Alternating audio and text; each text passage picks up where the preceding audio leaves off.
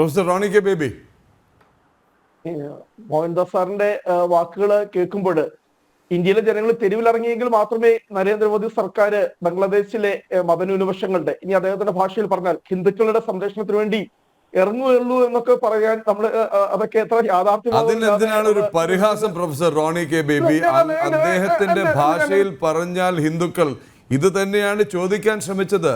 അദ്ദേഹത്തിന്റെ ഭാഷയിൽ പറഞ്ഞാൽ ഹിന്ദുക്കൾ എന്നുകൊണ്ടങ്ങ് വിവക്ഷിച്ചത് എന്താണ്? അദ്ദേഹത്തിന്റെ ഭാഷയിൽ പറഞ്ഞാൽ ഹിന്ദുക്കൾ എന്ന് പറയുന്നത് അദ്ദേഹം എന്തോ ഒരു മോശം പറഞ്ഞെന്നാണോ?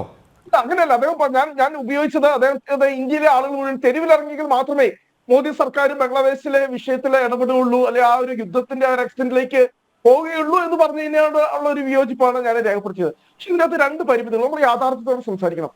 ഇന്ത്യ ഗവൺമെന്റിന് ബംഗ്ലാദേശിലെ സർക്കാരിനെ പിണക്കാൻ കഴിയില്ല. അതിന്റെ കാര്യം എന്താണെന്നറിയോ? ഈ ഗൗതം അദാനിയുടെ വലിയ ഒരു നിക്ഷേപം ഉള്ളത് എന്ന് പറയുന്നത് ബംഗ്ലാദേശിലാണ്. നമ്മൾ ഈയിടെ തന്നെ കുറെ വാർത്തകൾ ഒന്ന് കേട്ടിരുന്നു. അദാനിക്ക് കൊടുക്കാനുള്ള പണം, അദാനി അവിടേക്ക് ഇലക്ട്രിസിറ്റി കൊടുത്തതിന്റെ പേരിൽ അദ്ദേഹത്തിന് കൊടുക്കാനുള്ള പണം ബ്ലോക്ക് ചെയ്ത് ബംഗ്ലാദേശ് സർക്കാർ വെച്ചിരിക്കുകയാണ് എന്ന് പറഞ്ഞ് ഒരു വാർത്ത ചെയ്ത് പുറത്തു വന്നിരുന്നു. അപ്പൊ അവിടെ ഒരു വലിയ ഗവൺമെന്റിനുണ്ട്. ഞാനത് ചൂണ്ടിക്കാൻ ആഗ്രഹിക്കുക. കാരണം നമ്മള് ബംഗ്ലാദേശ് സർക്കാരിനെ ഇപ്പോഴത്തെ സാഹചര്യത്തിൽ പിണക്കാൻ പോയി കഴിഞ്ഞാൽ, മോദി സർക്കാർ പിണക്കാൻ പോയി കഴിഞ്ഞാൽ അത് വല്ലാതെ പ്രതികൂലമായി ബാധിക്കാൻ പോകുന്നത് അദാനിയായിരിക്കും. അത് ഒന്ന്, അവിടെ ഗവൺമെന്റിന്റെ മുമ്പിലുള്ള പരിമിതി. രണ്ട്, മണിപ്പൂരിൽ നമുക്കറിയാം, മണിപ്പൂർ നമ്മൾ ഇന്നലെ തന്നെ ഞാൻ മണിപ്പൂർ എന്നുള്ള ഭാഷ മാറ്റി വെക്കുന്നു.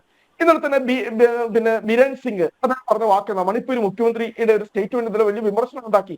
അദ്ദേഹം പറഞ്ഞത് എന്താണെന്നറിയോ? ക്രിസ്ത്യാനികൾ, വടക്കിഴക്കൻ സംസ്ഥാനങ്ങള്, മ്യാൻമർ, ബംഗ്ലാദേശ് ഇത്രയും ഭാഗം കൂട്ടിച്ചേർത്ത ഒരു ഗ്രേറ്റർ ക്രിസ്ത്യൻ രാജ്യം രൂപീകരിക്കാൻ വേണ്ടി ശ്രമം നടത്തുന്നു. ഇന്നലെ വന്ന സ്റ്റേറ്റ്മെന്റാ.